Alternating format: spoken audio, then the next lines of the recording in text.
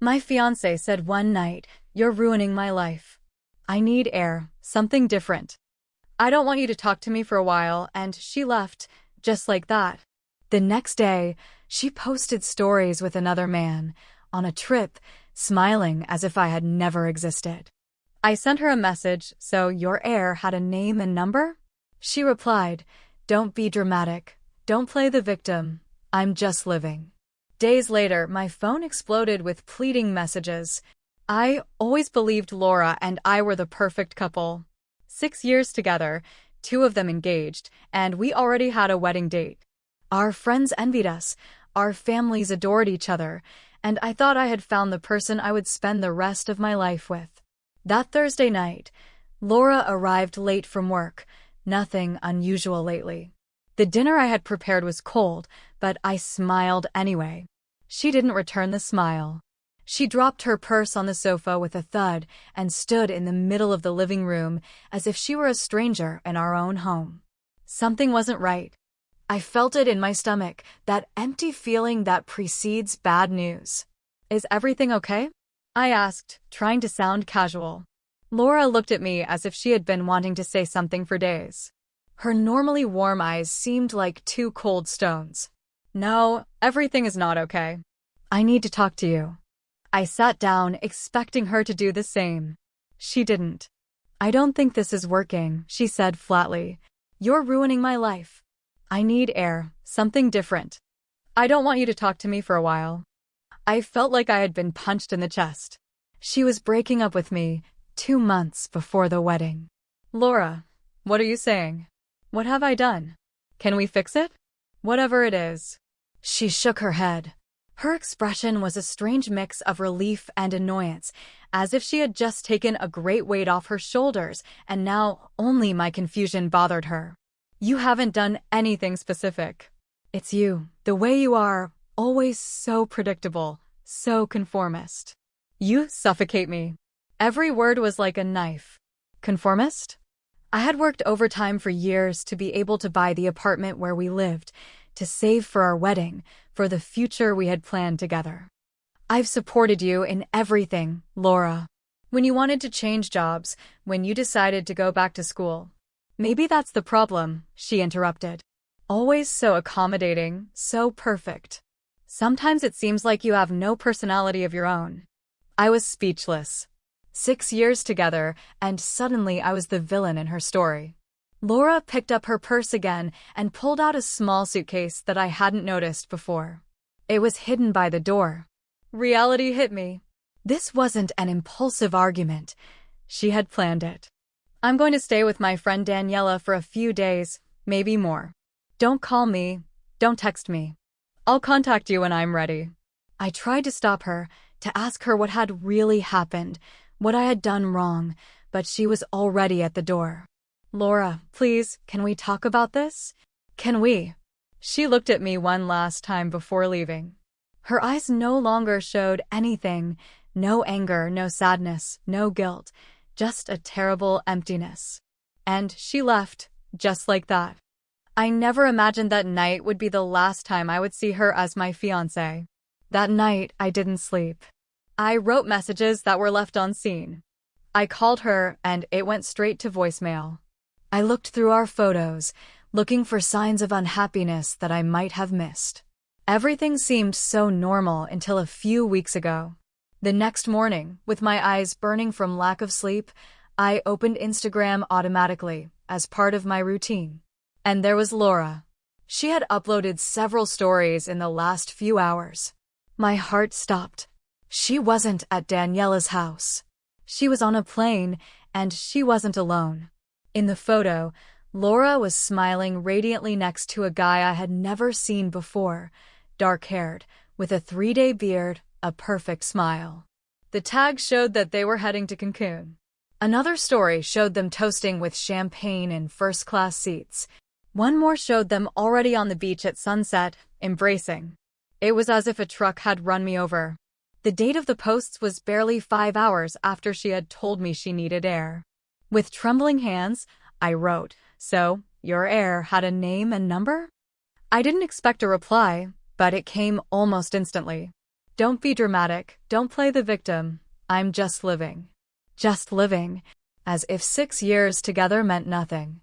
As if we didn't have 200 confirmed guests for our wedding in 2 months. As if she hadn't said yes when I knelt down with a ring that cost me 6 months' salary. I searched her most recent photos, and there he was, tagged as Mauro Velas. His profile was private, but his cover photo showed luxury cars and exotic trips. In his biography, entrepreneur, investor, living life to the fullest. I checked Laura's latest photos. In several, he appeared tagged. The restaurant where Daniela, her friend, worked. I called her immediately. I'm so sorry, Daniela said apologetically. I didn't know anything until yesterday. Laura asked me to cover for her, and when you asked, I thought it was for a surprise for you. Since when does she know this guy? I asked, fearing the answer. Daniela's silence told me everything. At least 3 months, she finally admitted. She met him at the gym. He's a personal trainer there, although he always brags about his businesses. Laura started training with him at times when she knew you were working. 3 months. While I was choosing tablecloths for the wedding, she was planning to run away with someone else. In the following hours, as if it were an avalanche, everything came crashing down. Mutual friends sent me screenshots of more photos. Laura and Mauro at a concert she had supposedly gone to with her work friends last month. Laura and Mauro at a restaurant when she told me she had a family dinner. Little lies that now formed an obvious pattern. I checked our joint accounts. Large withdrawals in recent weeks. The additional credit card I had given her showed purchases at luxury stores that she never mentioned. While I was planning our wedding, she was planning her escape. The following days were a blur of pain. I didn't go to work. I barely ate. I slept on the sofa because the bed reminded us too much of her. My phone became my worst enemy and my only connection to reality at the same time. Every notification made me jump, hoping it was Laura saying it had all been a terrible mistake. But the only notifications were more Instagram stories. Laura and Mauro diving. Laura and Mauro at exclusive restaurants. Laura in a new dress I had never seen. Each image was a stab wound. In a moment of weakness, I sent her a long, pathetic message in retrospect, telling her I forgave her, that we could start over, that I understood that she might have felt pressured by the wedding. Her response was to send me a thumbs-up emoji. A damn emoji after 6 years. In the 3rd week, Miguel, my best friend since college, literally kicked down my door. He entered my apartment, opened the curtains that had been closed for days, and threw away the empty beer bottles. You look like shit, he said bluntly. I feel like shit, I replied. Miguel stared at me as he picked up the dirty clothes scattered all over the room. She doesn't deserve your tears, but she does deserve consequences. And you need to stop acting like you've lost the best thing in your life. You lost someone who didn't value you. She lost someone who loved her unconditionally. Who lost more? His words hit me hard. It was the first time anyone had spoken to me like that since Laura left. Not with pity, but with the raw truth. That afternoon, after Miguel forced me to shower and eat something decent, I checked my email for the first time in weeks. Among the messages was a notification from our joint health insurance. Laura had added a dependent, Mauro. Something changed inside me. The sadness transformed into something colder, more calculated. How could she be so brazen, so insensitive? I began to make a mental list of all the things Laura and I shared. The health insurance that I paid for, the Netflix account that her entire family used, the family cell phone plan, the additional credit card that I had never canceled. Miguel was right. She deserved consequences. Not for revenge, but for justice. That same week, I returned to work. My colleagues were understanding, especially when I told them a summarized version of what had happened. My boss even offered me an important project to keep me busy. I immersed myself in work like never before. A month after Laura's abandonment, I received an unexpected call. It was Teresa, Laura's mother. We had always gotten along well, but I hadn't spoken to her since her daughter's escape. "Can we meet for coffee?" she asked cautiously. We met at a coffee shop near my work. Teresa seemed to have aged years in a month. "First, I want to apologize," she began. "Laura's behavior is inexcusable." "You don't have to apologize for her," I replied. "I know, but I need you to know something. This man, Mauro, this isn't the first time he's done this."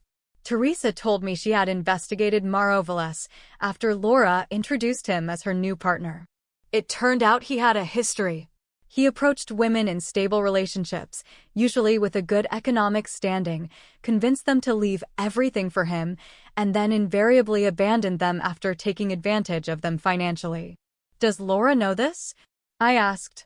I tried to tell her, but she doesn't want to listen. She says I'm jealous of her happiness. As we said goodbye, Teresa gave me a long hug. "You'll always be like a son to me," she said. "I'm so sorry for what you've gone through." As I walked back to the office, the pieces began to fit. The excessive spending on the card, the large withdrawals from our accounts. Laura was financing her new life with Mauro using my money. That afternoon, I called the bank and canceled the additional card. I changed all my passwords. I removed Laura as a beneficiary of my insurance. I canceled the Netflix subscription and created a new account just for me. I called the phone company and removed her line from our family plan. It was like cutting cords that still tied me to her. With each call, with each change, I felt I was regaining a bit of my dignity. But I knew this was just the beginning. Laura was still using our joint accounts, although I had stopped depositing there. According to the apartment contract, we were both responsible for the rent, but she hadn't contributed her share in the last month. There was also the matter of the wedding. We had already paid non-refundable deposits for the venue, the catering, the music, money we would never recover. Miguel suggested that I contact all the guests and tell them the truth. "You don't have to be cruel," he said, "just honest. People need to know who Laura really is." At first, I hesitated. It seemed vindictive, petty. But then I thought about how many more people Laura could deceive, how many more would fall for Mauro's manipulations. I drafted a simple and direct message explaining that the wedding had been canceled because Laura had decided to go another way. I didn't go into sordid details, but I didn't hide the fact that she had left me for another person with only 2 months' notice. The responses were overwhelming. Messages of support, calls from friends and family offering help, and something unexpected: information. It turned out that several people had seen Laura with Mauro before she left me, but they hadn't wanted to be the ones to give the bad news. A former coworker of Laura's wrote to me to say that Laura had been bragging about her new rich boyfriend weeks before leaving me, showing photos of cars and properties that he supposedly owned. She sent me screenshots of conversations where Laura mocked me, calling me boring and conformist. The same words she used the night she left me. Each new revelation hurt less. It was as if I was developing an immunity to Laura's betrayal. Or maybe I was beginning to see the truth. It was never me who was the problem. 6 weeks after her departure, I noticed something curious. Laura and Mauro's posts on social media had changed. They were no longer luxury restaurants or exclusive activities. They were public beaches, supermarket food. In one photo, I could see she was wearing the same clothes as in posts from the previous week. Meanwhile, I had begun to rebuild my life. The project at work resulted in a promotion. I started going to the gym regularly, not to impress anyone, but to feel better about myself. I even accepted an invitation to go out with a coworker, although only as friends. And then, as if karma had heard my thoughts, my phone exploded with messages from Laura. The first message arrived at 3:14 in the morning. "Can we talk?"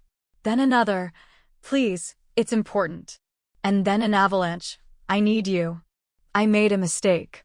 I don't know what to do. Please answer me." I looked at them with a strange calm. 2 months ago, these messages would have been all I wanted. Now, I only felt curious. I didn't respond that night or the next morning. I let the anxiety that I had experienced for weeks now be hers. Every hour, more messages arrived, each one more desperate.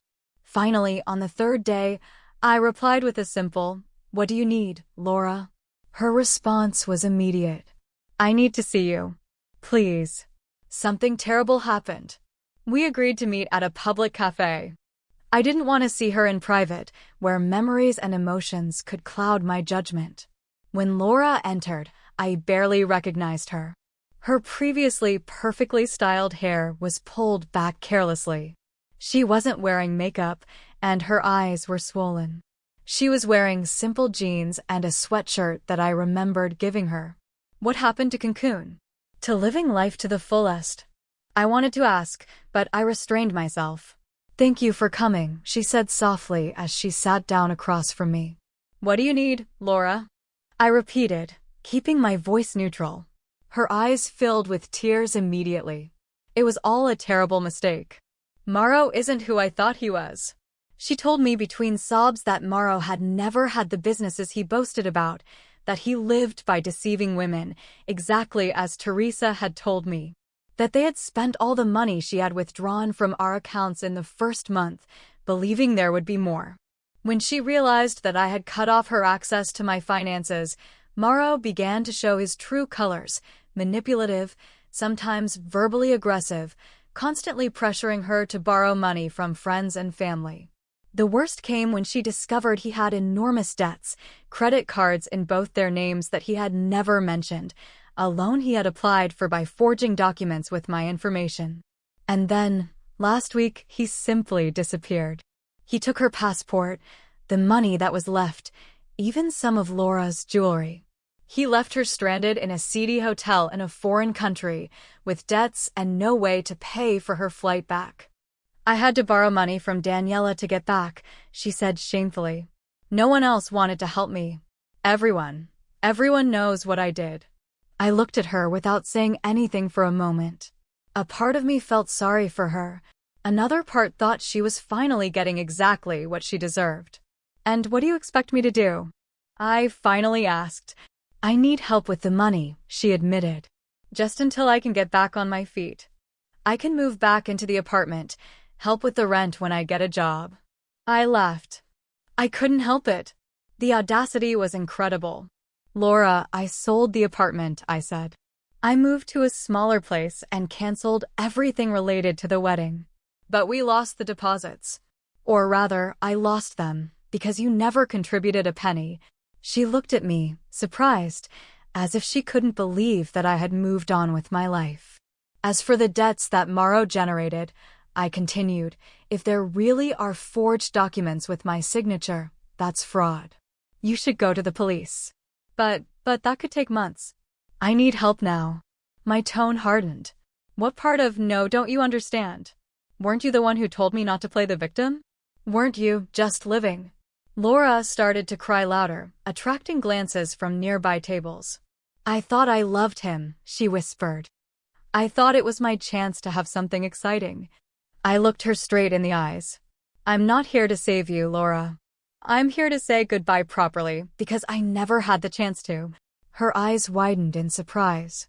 "Did you know this would happen?" she asked. "I knew who Mauro was for a long time," I admitted. "Your mother told me. He had a history of doing exactly this. I could have warned you, but I decided to let you learn for yourself.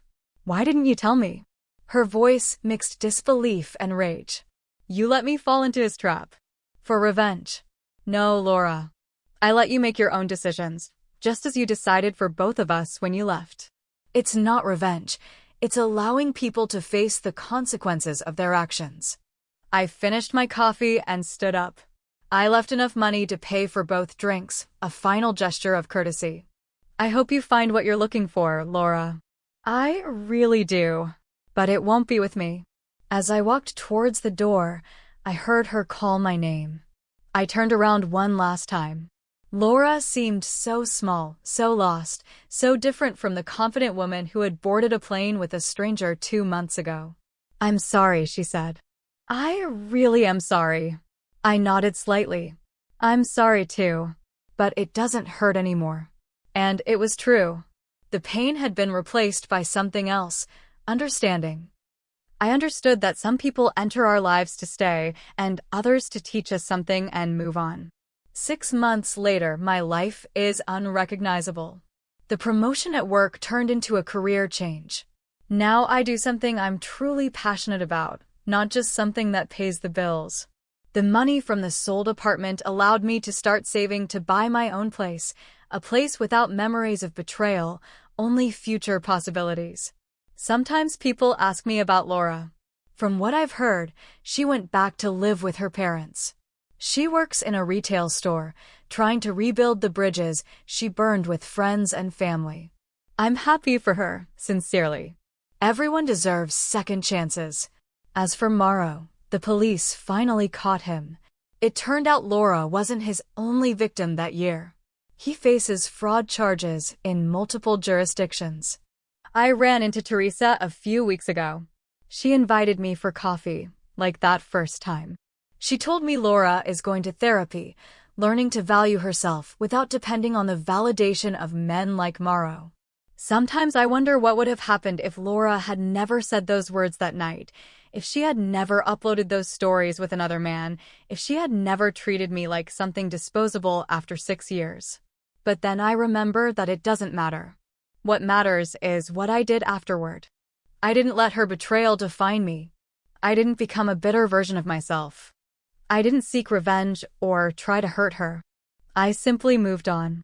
And that, I believe, is the best form of justice. Sometimes karma doesn't need our help. Sometimes it just needs us to step aside and let it do its work. For all of you who have been betrayed, abandoned, or belittled by someone you thought loved you, your worth is not diminished by the actions of others. Your story doesn't end with the pain. It begins with your decision to move on. Because sometimes the sweetest revenge is simply living well. Did you like this story? It changed my life living it, and I hope it left you with something too.